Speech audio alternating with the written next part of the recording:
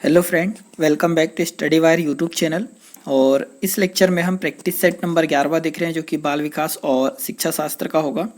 अभी तक हम टोटल 10 प्रैक्टिस सेट डिस्कस कर चुके हैं और इसमें टोटल नंबर ऑफ क्वेश्चन हम 30 डिस्कस करेंगे, जो कि हमारे एग्जाम पर्पज से बहुत इंपॉर्टेंट होंगे। ठीक है, तो कोशिश करिए आपकी 30 के 30 क्वेश्चन आप जरूर सॉल्व करें, और जितने क्वेश्चन भी आपके सही होते हैं वो आप कमेंट बॉक्स में लास्ट में जरूर कमेंट करें कि आपके टोटल कितने मार्क्स आए हैं। ठीक है, तो आइए लेक्चर स्टार्ट करते हैं। तो आज के लेक्चर का सबसे पहला क्वेश्चन हो जाएगा कि बालक के सामाजिक विकास में सबसे अधिक महत्वपूर्ण कारक कौन सा है। ठीक है, तो बालक के जो सामाजिक विकास में सबसे महत्वपूर्ण कारक कौन सा है।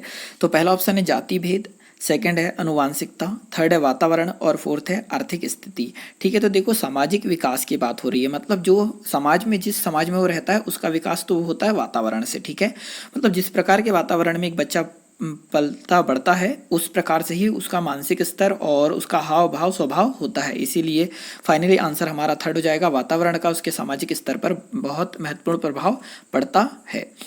क्वेश्चन नंबर सेकंड देखते हैं कि प्रश्न उत्तर विधि के जनक है। ठीक है, जो प्रश्न उत्तर विधि है उसके जनक है। तो पहला ऑप्शन है क्रोगमैन, सेकंड है सोरेनसन, थर्ड है हॉरलॉक और फोर्थ है सुकरात। ठीक है, तो ऑप्शन नंबर डी हो जाएगा इसका राइट आंसर, सुकरात। हम ये बोल सकते हैं कि जो प्रश्न उत्तर विधि है उसके सुकरात होंगे जनक।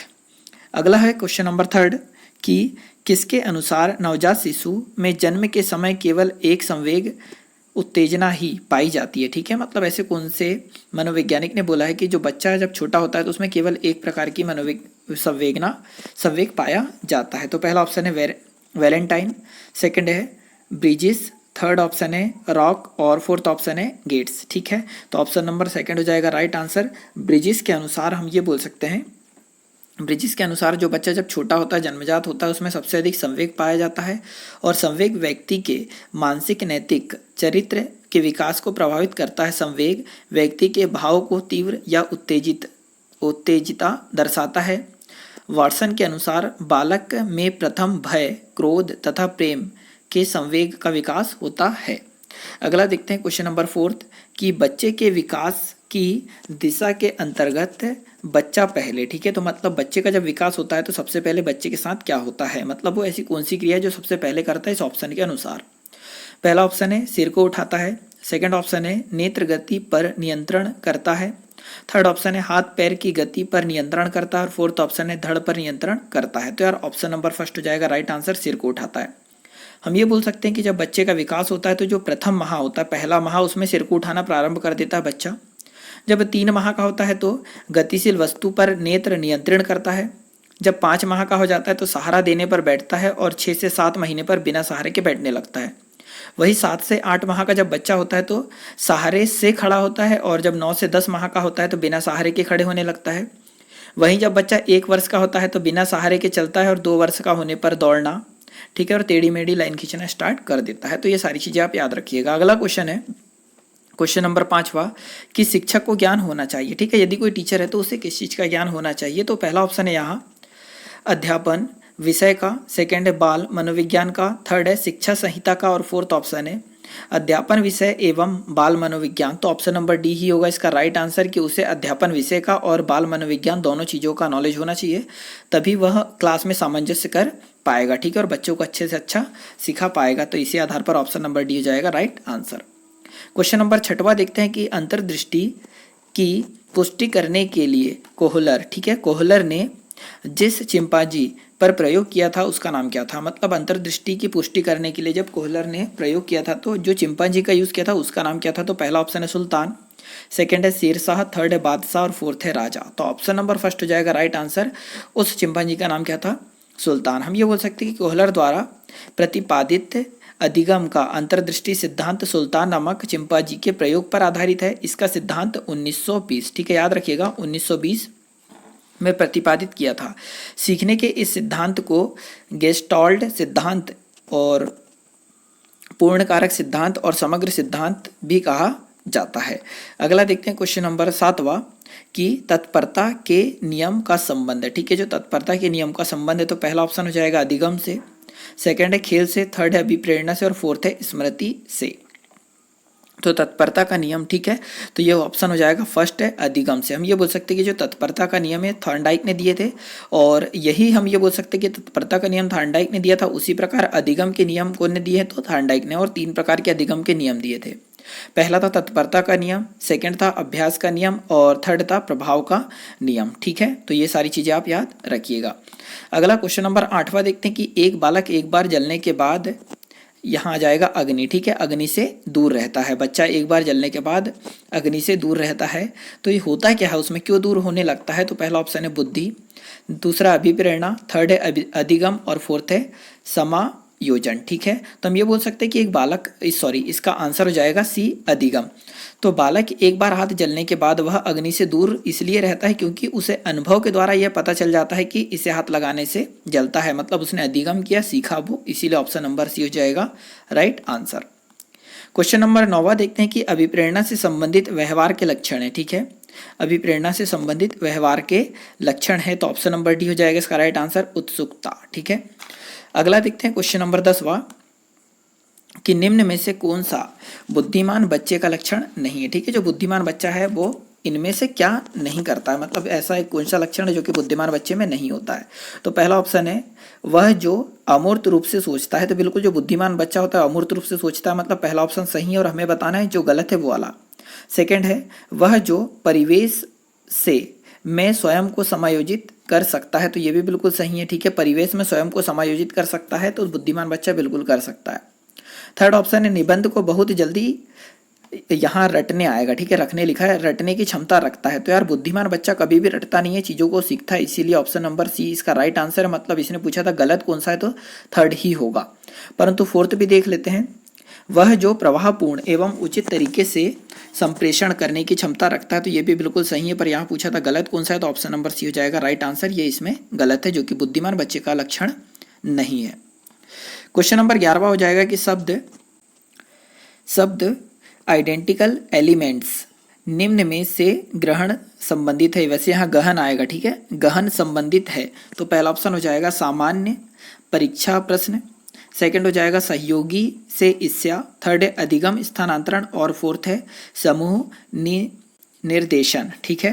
तो जो 11वां है इसका ऑप्शन नंबर सी हो जाएगा राइट आंसर, अधिगम स्थानांतरण, ठीक है। हम ये बोल सकते हैं कि आइडेंटिकल एलिमेंट्स अधिगम स्थानांतरण सिद्धांत से संबंधित है, जिसका प्रतिपादन थॉर्नडाइक और वुडवर्थ द्वारा किया गया था।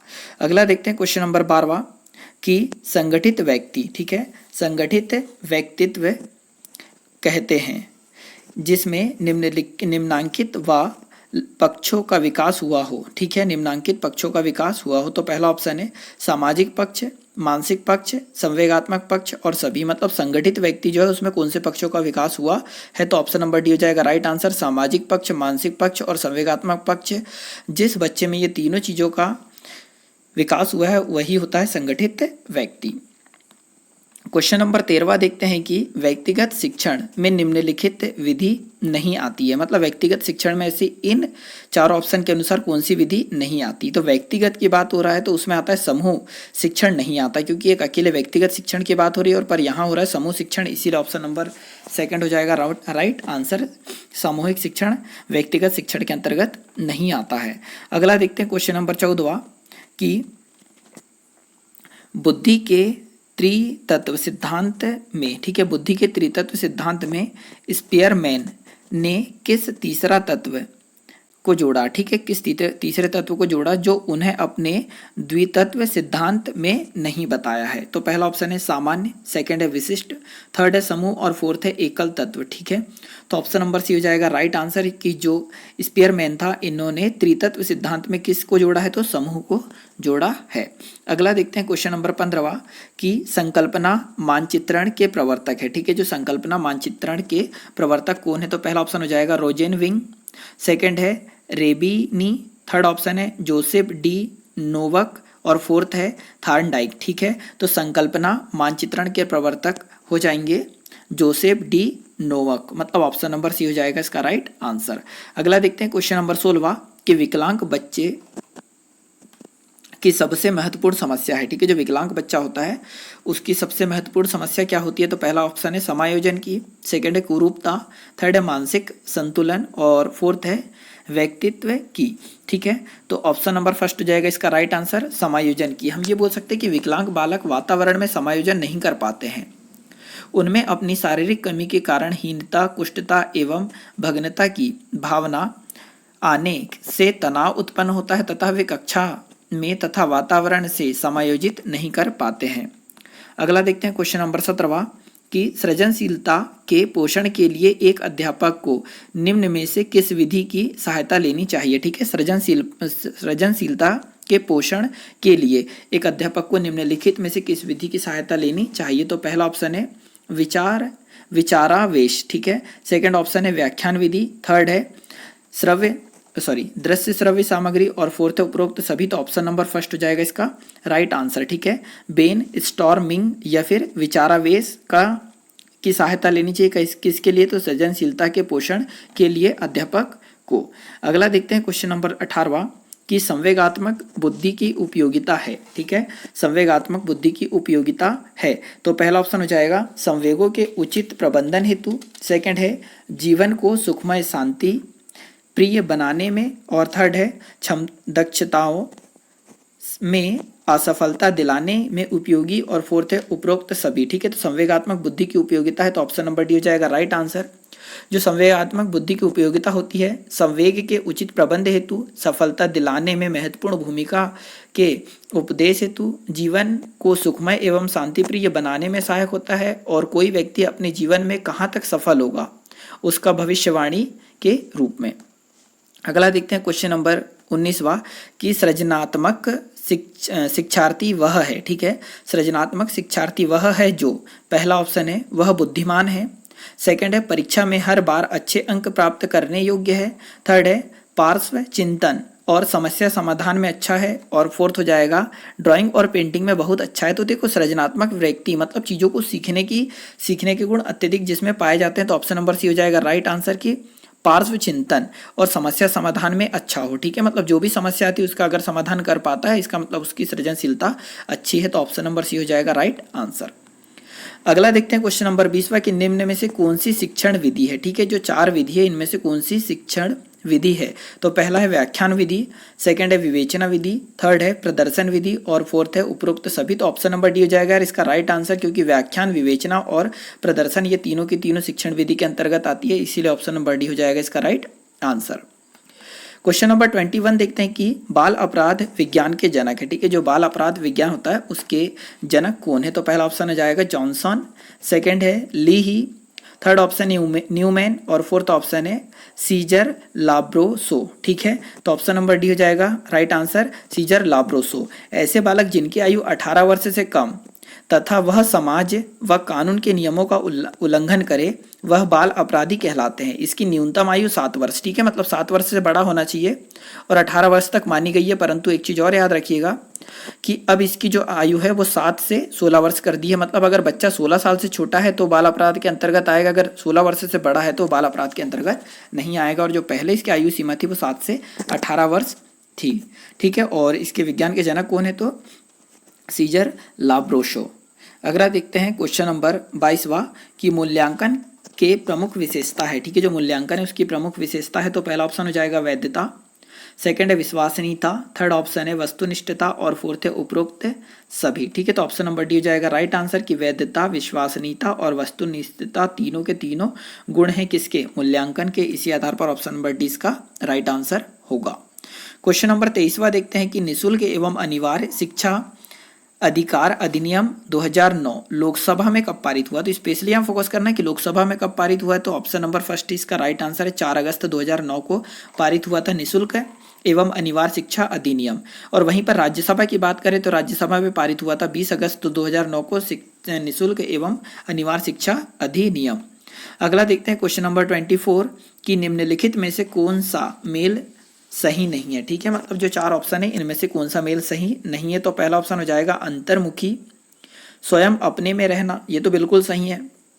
सेकंड है प्रेक्षण, अपनी गलती सुधारने पर अपनी गलती दूसरों पर डालना। तो प्रक्षेपण का मतलब होता है अपनी गलती दूसरों पर डालना, ये भी सही है। व्यक्तिकरण, अपना गुस्सा दूसरों पर उतारना, तो ये यहाँ पर बोला कौन सा गलत है, तो यही गलत है, ऑप्शन नंबर सी, मतलब इसका right answer option number c ही होगा। अगला देखते हैं क्वेश्चन नंबर 25 की कक्षा 6 से 8 तक कितने कार्य दिवस निर्धारित है। ठीक है, कक्षा 6 से 8 तक कितने कार्य दिवस निर्धारित है, तो पहला ऑप्शन है 200, सेकंड है 180, थर्ड है 220 और फोर्थ ऑप्शन हो जाएगा यहाँ पर 330। ठीक है, 230, तो ऑप्शन नंबर सी हो जाएगा इसका राइट आंसर। 220 कार्य दिवस मतलब टोटल 220 दिन में 6वीं से 8वीं तक के सिलेबस कंप्लीट हो जाना चाहिए। ठीक है, और वहीं पर 1 से 5 क्लास तक की बात करें तो 200 दिन, और वहीं पर 6 से 8 तक की बात करें तो 220, और अगर हम घंटे की बात करें तो 1 से 5 तक के जो बच्चे तो उनको 800 घंटे में पूरा खत्म करना है सिलेबस, और 6वीं से 8वीं क्लास तक के बच्चे तो उनको 1000 घंटे में पूरा सिलेबस कंप्लीट कराना है। अगला देखते हैं क्वेश्चन नंबर 26। राजस्थान निःशुल्क एवं अनिवार्य बाल शिक्षा अधिनियम अधिकार अधिनियम 2009 के तहत पड़ोस की सीमा जिसमें विद्यालय स्थापित किया जाना चाहिए, मतलब ये हमारा घर है, यहाँ से कितनी दूरी पर विद्यालय स्थापित किया जाना चाहिए राजस्थान निःशुल्क एवं अनिवार्य शिक्षा अधिनियम 2009 के अंतर्गत, तो ऑप्शन नंबर सी हो जाएगा इसका राइट आंसर। ठीक है, 1 से 5 तक कक्षा के लिए 1 किलोमीटर, मतलब अगर यहाँ अपना घर है तो यहाँ से 1 किलोमीटर दूरी पर कम से कम हमारा स्कूल होना चाहिए, अधिकतम नहीं। अगला देखते हैं क्वेश्चन नंबर 27 कि संकेत अधिगम के अंतर्गत सीखा जाता है। ठीक है, तो जो संकेत अधिगम के अंतर्गत क्या सीखा जाता है, तो पहला ऑप्शन है वातावरण, सीखा जाता है, तो पहला ऑप्शन वातावरण, सेकंड है पारंपरिक अनुकूलन, थर्ड है मनोदैहिक और फोर्थ ऑप्शन है मनोविज्ञान। ठीक है, तो ऑप्शन नंबर इसका बी हो जाएगा राइट आंसर। पारंपरिक अनुकूलन सांकेतिक अधिगम के अंतर्गत क्या आता है, तो पारंपरिक अनुकूलन आता है, तो ऑप्शन नंबर सेकंड है राइट आंसर। क्वेश्चन नंबर 28 हो जाएगा कि चिंतन प्रारंभ होने के लिए क्या आवश्यक है। अगर आपको चिंतन करना है तो प्रारंभ होने के लिए हमारे माइंड में हमारे आसपास ऐसी कौन सी घटना घटनी चाहिए या क्या होना चाहिए हमारे साथ, तो पहला ऑप्शन है समस्या, सेकंड है भाषा, थर्ड है तर्क और फोर्थ है पूर्वानुमान। तो चिंतन कब प्रारंभ होगा, जब हमारे सामने समस्या आएगी, मतलब ऑप्शन नंबर फर्स्ट हो जाएगा राइट आंसर। क्वेश्चन नंबर 29 हो जाएगा कि तनाव को कम करने की अप्रत्यक्ष विधि है। ठीक है, अप्रत्यक्ष विधि की बात कर रहे हैं तनाव को कम करने की, तो पहला ऑप्शन है बाधा निवारण, सेकंड है विधि शोधन, थर्ड है लक्ष्य प्रतिस्थापन और फोर्थ ऑप्शन है उपाय खोज विधि। ठीक है, तो ऑप्शन नंबर 29वें का ऑप्शन नंबर हो जाएगा सेकंड राइट आंसर, विधि शोधन। ठीक है, तनाव को कम करने की कौन सी विधि हो जाएगी, तो विधि शोधन। अगला देखते हैं क्वेश्चन नंबर 30 जो कि लास्ट क्वेश्चन होगा, शिक्षण प्रक्रिया में विद्यार्थी है। ठीक है, शिक्षण प्रक्रिया में विद्यार्थी है, तो पहला ऑप्शन हो जाएगा आश्रित चर, मध्य चर और स्वतंत्र चर और इनमें से कोई नहीं, तो ऑप्शन नंबर फर्स्ट हो जाएगा राइट आंसर। आश्रित चर होते हैं काय में, शिक्षण प्रक्रिया में विद्यार्थी। तो यार इस लेक्चर में तो इतना ही, अगले लेक्चर में फिर मुलाकात होगी, जब तक के लिए जय हिंद जय भारत।